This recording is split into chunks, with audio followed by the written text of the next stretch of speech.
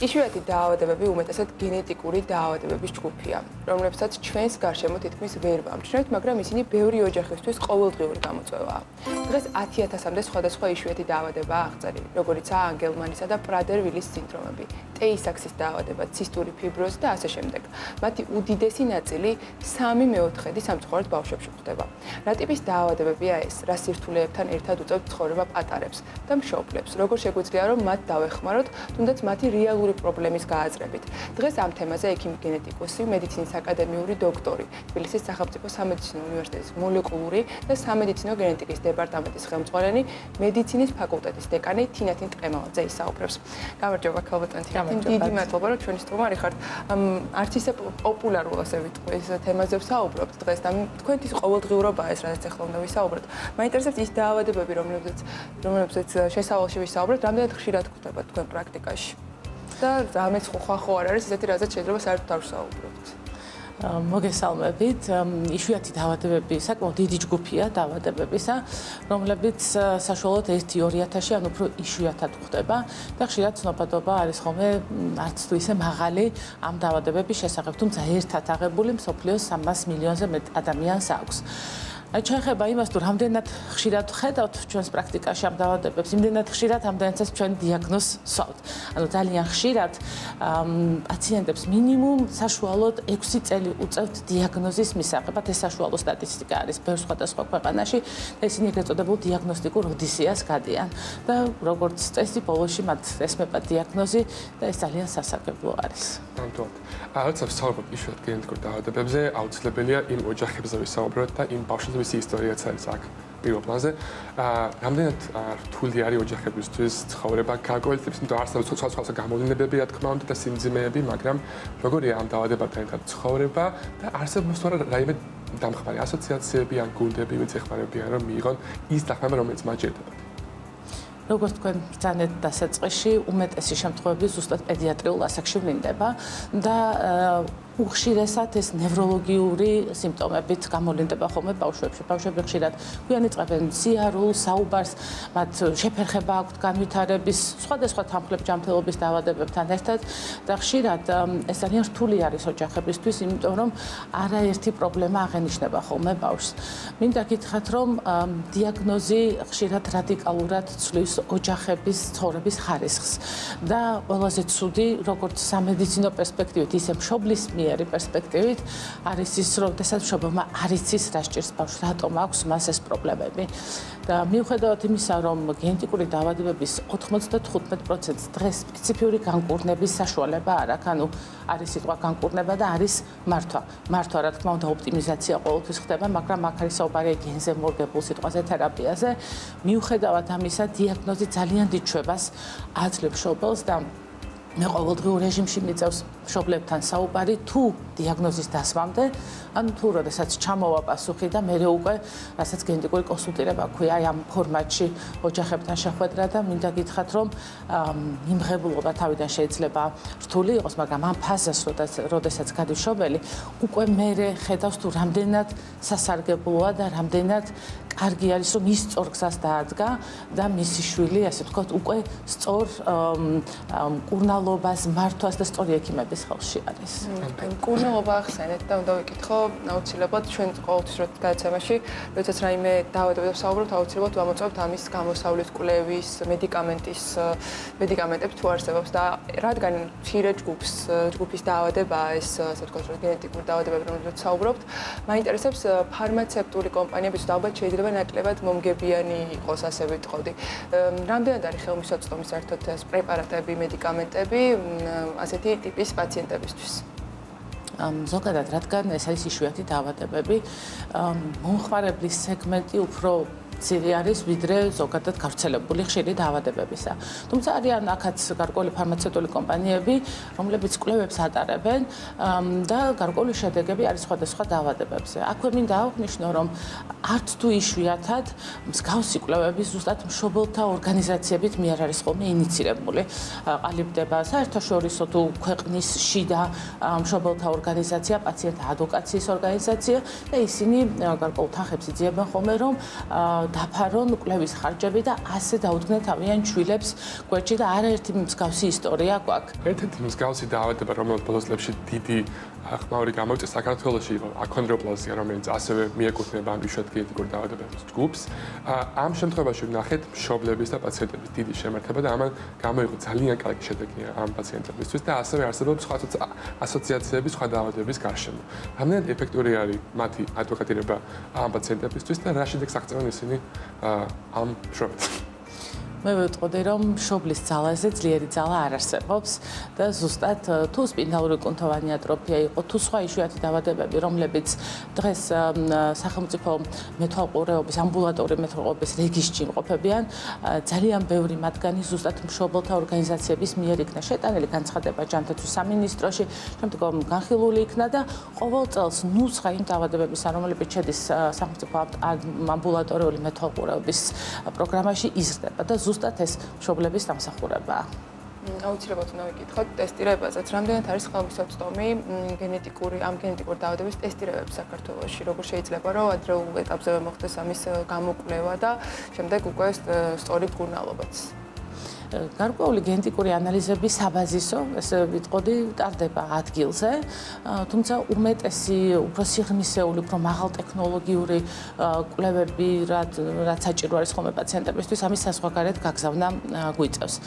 არც საქართველოში და არც საზღვარგარეთ იაფი არ არის ამგვარი კვლევები, ყველგან საკმაოდ, იმიტომ ტექნოლოგიები არის, ბევრი ადამიანის რესურსი ჭირდება, ბევრი ბიოინფორმატიკული დამუშავება, თუმცა დიაგნოზს მაინც ვახერხებთ და ერთია რომ საქართველოში არც ერთი სადაზღვევო კომპანია არ ფარავს პაციენტებისთვის გენეტიკურ ანალიზებს, მაგრამ ჩვენ გვაქვს ხოლმე ხშირად შემთხვევები, როდესაც პაციენტები მიმართავენ ჯანდაცვის სამინისტროს სხვადასხვა ინსტანციებს ინდივიდუალური წერილით ფორმაასის საფუძველზე და მათ სრულიად ნაწილობრივი დაფინანსების მიღების საშუალება აქვთ ხოლმე და ეს ძალიან გასახარია. საქართველოში თუ არის ხელმისაწვდომი აი ეს მკურნალობის ახალი მეთოდიკები. ვიცით რომ მსოფლიოში ახალი წამლები ყოველთვის იქნება და ბევრი მათგანი გენოთერაპიის ახალი მეთოდები დიდ იმედს გვაძლევს, მაგრამ საქართველოში ამდენ რეალისტურია რომ ეს ყველაფერი შემოვიდეს. ჩვენ გვაქვს პრაქტიკა თუნდაც აქონდროპლაზიის, თუნდაც სპინალური კუნთოვანი ატროფიის, ცისტურ ფიბროზე და ასე შემდეგ.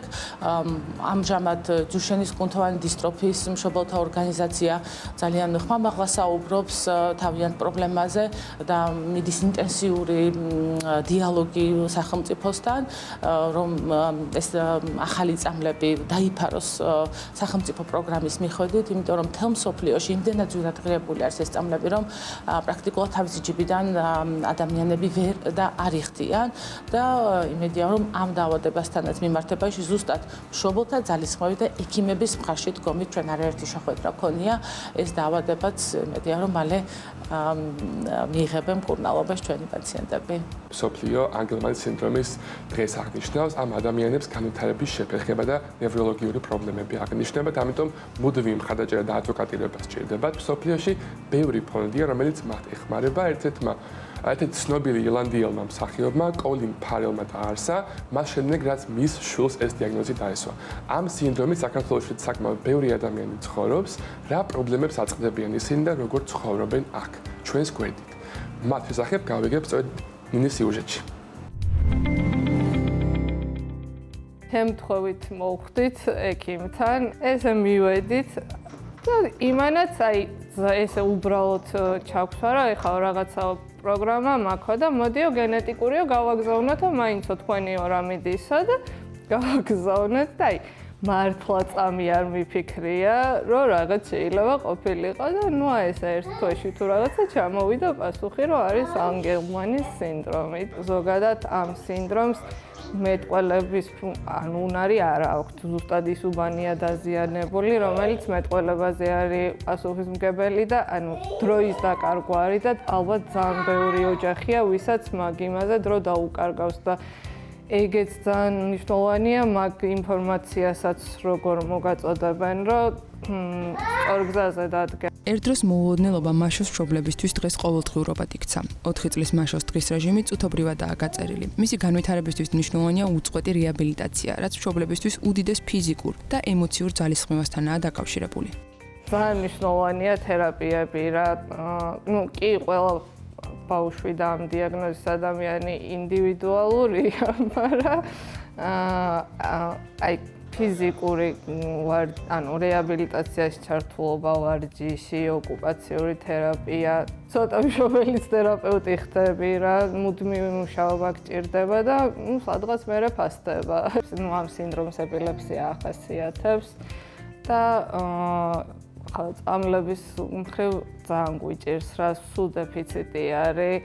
ან არის შოვება, ან შეიძლება რეცეპტი გქონდეს, მაგრამ აფთიაქში წამალი არ იყოს, და ჩვენც ეგრე ვართ, ჩემი მეგობარი საფრანგეთში ცხოვრობს და ძირითადად იქიდან გვიგზავნის. წამლების დეფიციტი, სერვისების სიმცირე მხოლოდ ერთი ოჯახის პრობლემა არ არის. სწორედ ამ სისტემურმა ხარვეზებმა მიიყვანა მშობლები გადაწყვეტილებამდე, რომ გამოსავალი ერთიანობაში ეპოვათ. მშობლების ორგანიზაცია ჩამოვაყალიბეთ შარშან და ეს უფრო ემსახურება ცნობადობის ამაღლებას და გლობალურად რო გამოჩნდეთ, სხვა ორგანიზაციებთან მქონდეს კომუნიკაცია. გარკვეული პროგრამები არის ახლა და რომელშიც ჩართულია თერაპიების ნაწილს, ასე ვთქვათ, აფინანსებს სახელმწიფოც, მაგრამ ჩვენი გადმოსახედიდან მაინც მინიმალური, რა თქმა უნდა, არაფერს ჯობია, მაგრამ 2 და 3 მაგდანის დამატება ისო პირადი სახსრებით გვიწევს. თუმცა სახელმწიფო პროგრამებსა და წამლებზე მეტად დედას ერთი ყველაზე მტკივნეული კითხვა აწუხებს. კითხვა, რომელიც ყველა განსაკუთრებული შვილის მშობლისთვის ნაცნობია. ალბათ ეგ ყველას აქ, რომ აი მართლა მე რო არ ვიქნები, მე რა იშველება და ჩვენ მართლა ეგრე ხა ამერიკაშიც და ევროპაშიც, სადადე დამიწავართ. აი ეგ ძალიან ისეთი ფიქრებია რა, რასაც ალბათ ჯერ ისხლით, იმიტომ რომ აი კაცმა არ იცის რა მართლა. მაგრამ არა, სხვა შორის ერთი ის გვაქვს ხელი ხელს ქვია, არის ესე სახლები, სადაც ეს შიშიმო პირები ცხოვრობენ და მომვლელები ყავთ. და რეალურად მაგას ცდილობენ, რომ ეგ გააკეთონ, ეგ სერვისი შექმნან და ეგ ძალიან მაგარია, მაგრამ ეგეთი რაღაცები რო არსებობდეს, ძალიან მაგარი იქნება. მაგრამ აი ეგ შიში მაინც ყოველთვის ყველა მშობელს ექნება, რომ აი შენ რო არ იქნები ისე ვერავინ ვერ მოუვლის. ხე შენ რა რესურსს აცდებ, იმ რესურსს ალბათ სხვა ვერ ჩადებს. მაშას ღიმილი დღეს ოჯახისთვის მთავარი мотиваციაა. ბრძოლა გრძელდება, ხარდაჭერისთვის და იმისთვის, რომ მომავალი აღარ იყოს ბუნდოვანი.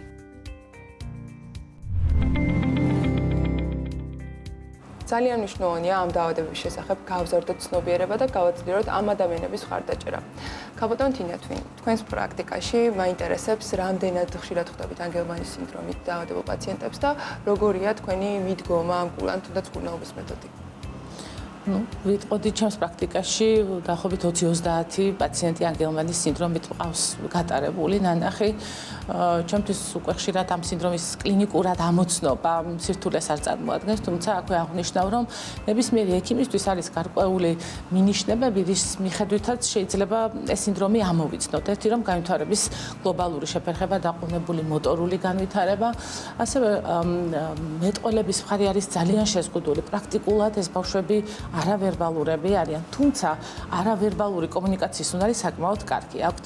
მათ აქვთ ძალიან მხიარული გამომეტყველება და ესეც, ასე ვთქვათ, ადვილად ამოსაცნობი შეიძლება იყოს ექიმისთვის და სიარული ატაქსიას, რასაც ვეძახით, ატაქსიური სიარული, არამყარი სიარული, მათ ძალიან უყვართ წყალი, რაც არ უნდა გასაოცარი იყოს, წყალთან ურთიერთობა და ძილის დარღვევები და ქცევითი დარღვევებიც და რაც მთავარია, დაახლოებით 80% პაციენტებისას გულყრები აღენიშნებათ და ეპილეფსიის მართვა ერთ-ერთ ყველაზე რთულ ასპექტს წარმოადგენს ამ დაავადებისა. მოგეკითხა, რომ სირთულე რა არის, თქო და ალბათ ეს იქნება ყველაზე ესეთი გამყოლი ხაზი ამ დაავადებისთვის. უნდა კითხვა დაგისვათ, ჩემი პირადი კითხვა იქნება და ალბათ.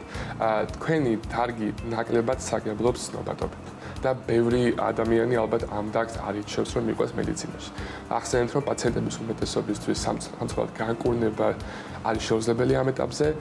თქვენ რა გამოტივირებთ, რომ ამ სფეროში მოღვაწეოთ და ამ ოჯახებს გვერდით დავდგეთ?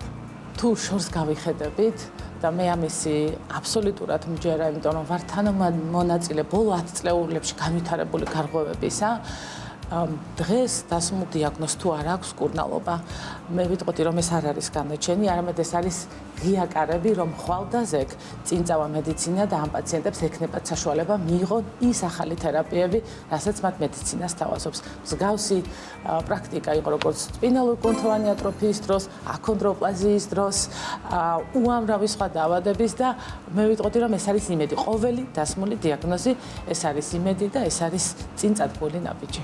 Უქმესი მადლობა. ძალიან დიდი მადლობა. სტუმარი და ვისაუბრეთ ეს ამ ძალიან მნიშვნელოვან თემაზე.